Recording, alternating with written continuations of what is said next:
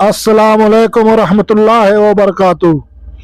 क्या होती थी काला पानी की सजा जिससे कांपते थे कैदी। काला पानी की सजा बीते जमाने की एक ऐसी सजा थी जिसके नाम से कैदी कांपने लगते थे। दरअसल यह एक जेल थी जिसे सेलूलर जेल के नाम से जाना जाता था। आज भी लोग इसे इसी नाम से जानते हैं।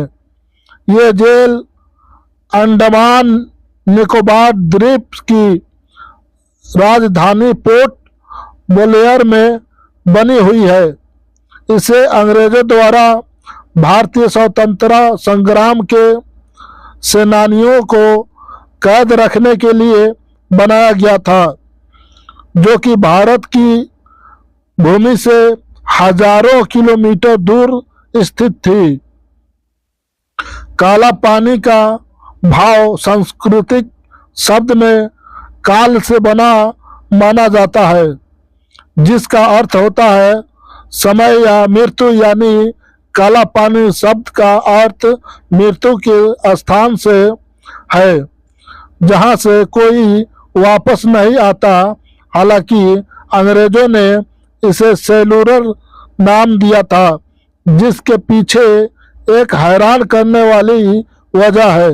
सेल्यूलर जेल अंग्रेजों द्वारा भारत के स्वतंत्रता सेनानियों पर किए गए अत्याचारों की मुख्य गवाह है। इस जेल की नींव 1897 ईस्वी में रखी गई थी और 1906 में यह बनकर तैयार हो गई थी। इस जेल में कुल 698 कोठरियां बनी थी और प्रत्येक कोठरी 15 बाई 8 फीट की थी।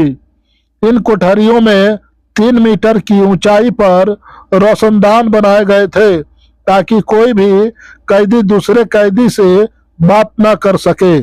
यह जेल गहरे समुद्र से घिरी हुई है, जिसके चारों ओर कई किलोमीटर तक सिर्फ और सिर्फ समुद्र का पानी है। इसे पार कर पाना किसी के लिए भी आसान नहीं था। इस जेल की सबसे बड़ी खूबी ये थी कि इसकी चारदीवारी एकदम छोटा बनाया गया था, जिसे कोई भी आसानी से पार कर सकता था।